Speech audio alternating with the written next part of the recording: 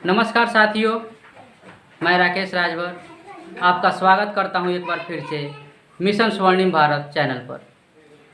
आज मैं जिस विषय पर बात करूंगा उसको मैं एक कहानी के माध्यम से शुरुआत करना चाहता हूं। एक समय की बात है कि एक जंगल में एक मुनि रहते थे, एक साधु रहते थे।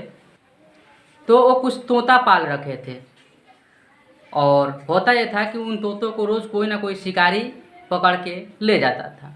उसमें से प्रत्येक दिन कुछ न कुछ तोते कम होते चले जाते थे। तो साधु जो थे वो बहुत परेशान हुए। तो सोचे कि हम क्या ऐसा उपाय करें जिसके वजह से हमारे तोते सुरक्षित रह पाएँ, कोई शिकारी इसको पकड़ कर नहीं ले जाए। तो उन्होंने एक उपाय सोचा और उपाय ये सोचा कि हम क्यों ना इन तोतों को कुछ वाक्य रटा देते हैं जिससे हो सकता है कि शिकारी इनको ना पकड़ पाए और कुछ सहूलियत हो जाए ताकि मेरे तोते बचे रहें। तो उन्होंने कहा, एक सेंटेंस रटवाना शुरू किया अपने तोतों को कि शिकारी आएगा, जाल बिछाएगा, दाना बिखरेगा, पर हम नहीं खाएंगे। और तोता होते भी हैं वैसे जीव जो रटते रहते हैं किसी भी चीज़ को। तो तोता धीरे धीरे रटना शुरू किए। साधु को लगा कि इस वाक्य को जब तोता रट लेंगे तो हो सकता है कि उनके जीवन में इस वाक्य से कोई फायदा हो जाए। इसलिए उन्होंने ऐसा वाक्य रटाना शुरू किया कि शिकारी आएगा, जाल बिछाएगा, दाना बिखरेगा, पर हम नहीं खाएंगे।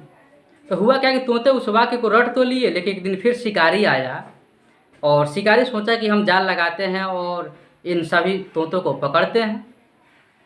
तो तोतों ने जैसा कि रटा हुआ था वो बोलना शुरू किया कि शिकारी आएगा, जाल बिछाएगा, दाना बिखरेगा, पर हम नहीं खाएंगे।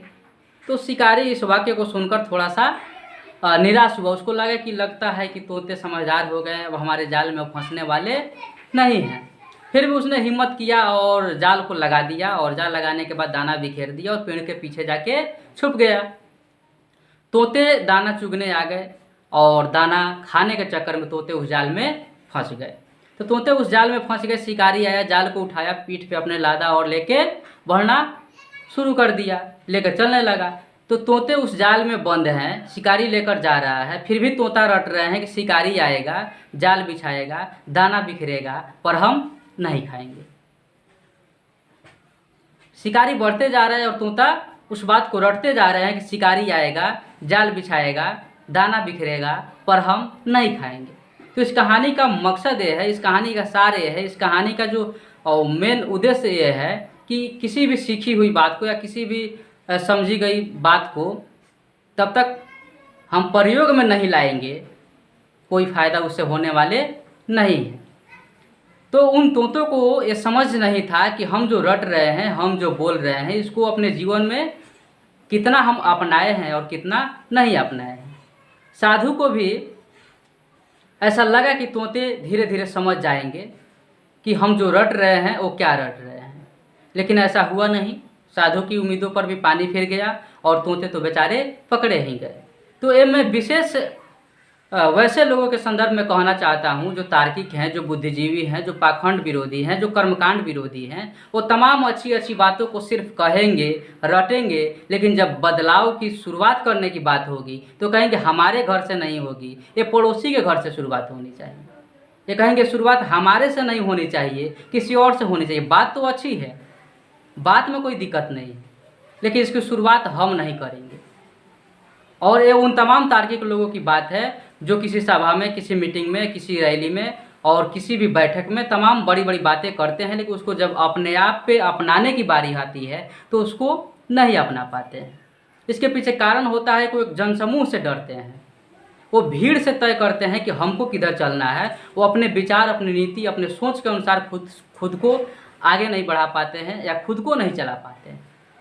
ये बहुत बड़ी समस्या है। वो सिर्फ रटे हुए होते हैं अच्छी बातों को और उसको अपने जीवन में अप्लाई नहीं कर पाते हैं।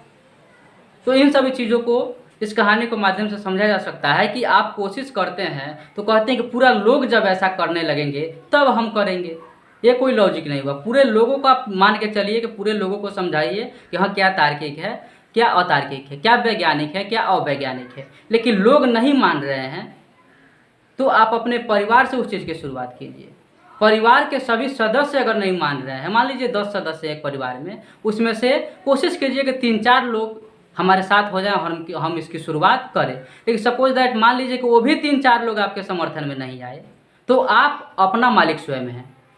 आप अपना डिसीजन खुद ले सकते हैं। परिवार के 10 सदस्य किसी चीज़ को मान रहे हैं जो अतार्किक है, अवैज्ञानिक है, कर्मकांड है, और अगर आप एक नहीं मान रहे हैं तो आप अकेले अपने नियम पे चलिए, अपने विचारों पे चलिए, अपने नीति पे चलिए और अपने मकसद और अपने मिशन पे चलिए। कोई ज़रूरी नहीं है कि घर के सब लोग जब हमारे जैसा हो जाएंगे तब हम किसी बात को मानेंगे, या जब तक नहीं होंगे तब तक हम नहीं मानेंगे। ऐसा नियम नहीं होना चाहिए कि जब तक पूरे समाज के लोग, पूरे जाति के लोग, पूरे धर्म के लोग या पूरे देश के लोग या पूरे विश्व के लोग जब एक चीज़ की शुरुआत करेंगे तब हम करेंगे।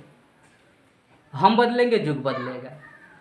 इस नीति पे हमें काम करने की ज़रूरत है। और कहीं ना कहीं वैसे लोग जो तमाम बड़ी बड़ी बातें करते हैं, कहीं ना कहीं उनके मन के अंदर ये डर होता है। कहने के लिए तो कह देते हैं कि बहुत सारी बातें समाज में बैठने के बाद, हाँ ऐसा होना चाहिए, ऐसा करना चाहिए, लेकिन खुद उनके मन में कहीं ना कहीं ये डर रहता है कि क्या पता इसको छोड़ दें और कहीं कोई मेरा अहित हो जाए, क्या पता इसको हम छोड़ दें और इससे कुछ मुझे घाटा हो जाए। तो इस तरह से वो दुविधा में रहते हैं, और दुविधा में रह के किसी भी आप परिवर्तन को नहीं कर सकते हैं। दुविधा में रह के किसी भी आप क्रांतिकारी कदम को नहीं बढ़ा सकते हैं। दुविधा में रह के आप समाज में जो कुरीतियाँ है उसको आप नहीं बदल सकते हैं। उसके लिए आपको आर पार की लड़ाई में रहनी होगी। उसके लिए आपको अपनी विचार स्पष्ट करनी होगी और उस विचार पे आपको चल के दिखाना भी होगा। तब जाके आप एक संदेश दे सकते हैं समाज को, धर्म को, जाति को, राष्ट्र को या पूरे मानव सभ्यता को।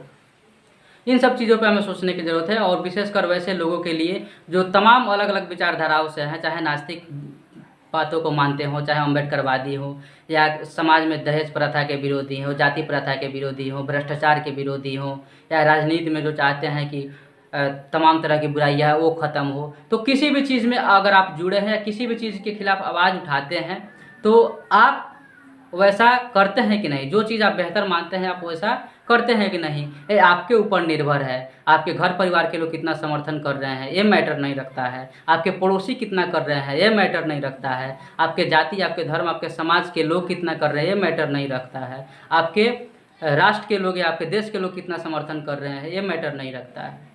विचार कभी भी किसी एक आदमी से शुरू होती है और लाखों करोड़ों लोगों तक फैलती है।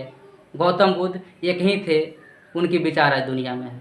अम्बेडकर एक थे, आज नहीं है, लेकिन अम्बेडकरवाद इस दुनिया में लाखों लोग मानते हैं अम्बेडकरवादी। मनु एक थे, मर गए, मनुवाद लाखों करोड़ों लोग मानते हैं। तो कोई ज़रूरी नहीं होता है कि एक ही विचार एक साथ में बहुत सारे लोगों के दिमाग में आएंगे और उस पर लोग काम करना शुरू करेंगे तब हम उस भीड़ में चलेंगे। भीड़ के हिसाब से फैसला बदलने वाले लोग दुनिया को नहीं बदलते हैं। दुनिया को वो बदलते हैं जो अपने फैसले से दुनिया को बदले। जो अपने फैसले पर अडिग रहते हैं वो परिवर्तन करते हैं, वो बदलाव लाते हैं, वो वैचारिक क्रांति लाते हैं और इस समाज से पाखंड को, अंधविश्वास को, रूढ़िवादी परंपराओं को ख़त्म करते हैं। तो इस वीडियो में बस इतना ही। मुझे उम्मीद है कि ये बातें आपको पसंद आई होगी, और आगे वीडियो को देखने के लिए आप हमारे चैनल को सब्सक्राइब कर सकते हैं। आपने पूरा वीडियो को देखा, इसके लिए आपका बहुत बहुत धन्यवाद।